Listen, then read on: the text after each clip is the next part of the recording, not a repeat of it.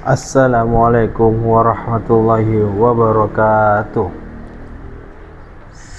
Alhamdulillahirrabbilalamin. Wassalatu wassalamu ala asrafil anbiya'i wal mursalin wa ala alihi wassahbihi ajma'in. Allahumma salli ala sayyidina Muhammad wa ala ali Muhammad. Selamat pagi teman-teman. Semoga hari ini kita diberkahi oleh Allah Subhanahu wa taala, dan bersyukur juga kita kepada Allah Subhanahu wa taala karena Allah telah memberikan kita kesehatan, rezeki, sehingga kita dapat berkumpul di tempat yang kita cintai ini. Selawat beserta salam marilah kita berselawat kepada baginda Rasulullah sallallahu alaihi wasallam. Semoga kita mendapatkan syafaatnya ya Allah ya karam. Amin amin amin ya rabbal alamin. Baiklah, untuk pada kesempatan kali ini saya akan membahas tentang tema menjaga hati di era digital. Sebuah renungan. Saudara-saudariku yang budiman, kita hidup di sebuah zaman yang luar biasa, di zaman di mana informasi mengalir begitu deras bagaikan air bah. Zaman yang sering kita sebut sebagai era digital. Smartphone di genggaman, internet di mana-mana. Media sosial menjadi bagian tak terpisahkan dari keseharian kita. Semua ini membawa kemudahan yang tak terhingga. Kita bisa berkomunikasi dengan siapa saja di belahan dunia manapun, mencari ilmu secepat kilat, bahkan berdakwah pun kini bisa dilakukan melalui layar kaca. Namun di balik segala kemudahan dan kecanggihan ini ada satu hal penting yang seringkali kita luput dari perhatian kita. Hati kita di tengah hiruk pikuk informasi dan godaan dunia maya. Bagaimana kabar hati kita? Apakah ia tetap bersih, tenang, dan bersandar hanya kepada Allah? Ataukah ia justru mencemari, resah, dan terombang-ambing oleh gelombang digital? Hati adalah raja, demikian sabda Rasulullah sallallahu alaihi wasallam. Hati adalah penentu baik buruknya amalan perbuatan kita. Jika hati baik, maka baiklah seluruh anggota tubuh. Jika hati buruk, maka buruklah seluruh anggota tubuh. Di era digital ini, menjaga hati menjadi sebuah tantangan yang jauh lebih besar. Mari kita renungkan beberapa hal yang dapat mengancam kebersihan hati kita di tengah derasnya arus digital. 1. Bahaya jempol dan lisan digital. Bahaya jempol dan lisan digital. Di dunia maya ya. Dunia maya menggunakan teknologi. Di media sosial kita sering melihat perdebatan yang tak berujung, ujaran kebencian, fitnah, ghibah yang tersebar dengan sangat cepat. Hanya dengan satu klik jempol kita bisa menjadi perantara dosa besar. Lisan digital kita dalam bentuk komentar atau status bisa melukai hati orang lain, menyebarkan aib, bahkan memecah belah persatuan. Ingatlah firman Allah Subhanahu wa taala dalam surah Al-Hujurat ayat 12. Hai orang-orang yang beriman, jauhilah kebanyakan dari prasangka. Sesungguhnya sebagian prasangka itu adalah dosa, dan janganlah kamu mencari-cari kesalahan orang lain, dan janganlah sebagian kamu menggunjing sebagian yang lain. Sukakah salah seorang di antara kamu memakan daging saudaranya sendiri yang sudah mati?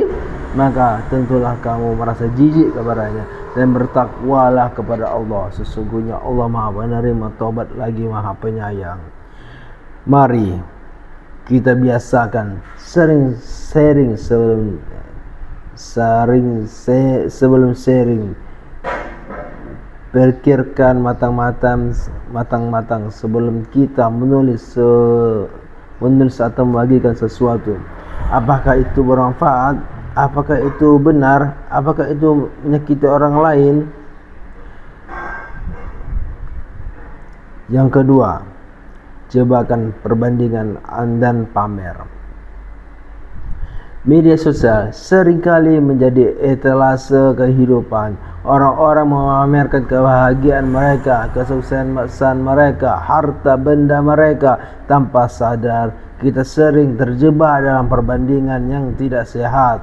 Kita melihat hidup orang lain yang seolah sempurna, lalu merasa kurang, merasa tidak bersyukur dengan apa yang kita miliki. Hal ini dapat menimbulkan rasa iri, dengki dan hati yang tidak tenang. Ingatlah bahwa setiap orang memiliki ujiannya masing-masing. Apa yang terlihat di layar seringkali hanyalah sebagian kecil dari keseluruhan cerita. Fokuslah pada rasa syukur atas nikmat yang Allah berikan kepada kita dan berhentilah membandingkan hati dengan orang lain. Kebahagiaan sejati datang dari rasa cukup dan ketenangan hati, bukan dari jumlah likes dan pujian di media sosial. Yang ketiga, godaan konten negatif dan maksiat. Di era digital, konten negatif dan maksiat sangat mudah diakses, dari pornografi, perjudi online, hingga tontonan yang melalaikan dari mengingat Allah. Jika kita tidak memiliki filter iman yang kuat, hati kita bisa dengan mudah terkontaminasi pandangan yang tidak terjaga, pendengaran yang tidak selektif, dan pikiran yang liar. Semua dapat merusak kesucian hati. Jagalah pandangan mata kita, jagalah pendengaran kita, gunakanlah waktu kita di dunia maya untuk hal-hal yang positif dan pendekatan diri kepada Allah. Carilah ilmu, dengarkan ceramah, baca Al-Quran, atau berinteraksi dalam komunitas yang positif. Lalu, bagaimana cara kita menjaga hati di era digital ini? Berbanyak zikir dan membaca Al-Quran. Keduanya adalah penawar hati yang paling mujarab, dan mengingat Allah, hati akan menjadi tenang dan tenteram. Kedua, mengkuat ilmu agama. Ilmu adalah cahaya. Dengan ilmu kita bisa membedakan mana yang hak dan mana yang batil, mana yang bermanfaat dan mana yang bermudarat di dunia digital. Ketiga, selektif dalam memilih lingkungan digital. Ikuti akun-akun yang positif, yang memberikan inspirasi dan ilmu. Hindari akun-akun yang hanya menyebarkan kebencian, gosip, atau hal-hal negatif lainnya. Manfaatkan teknologi untuk kebaikan. Gunakan media sosial untuk berdakwah, menyebarkan ilmu, membantu sesama, dan menjalin silaturahmi yang positif. Batasi waktu menggunakan gadget. Jangan sampai waktu kita habis hanya untuk scrolling tanpa tujuan.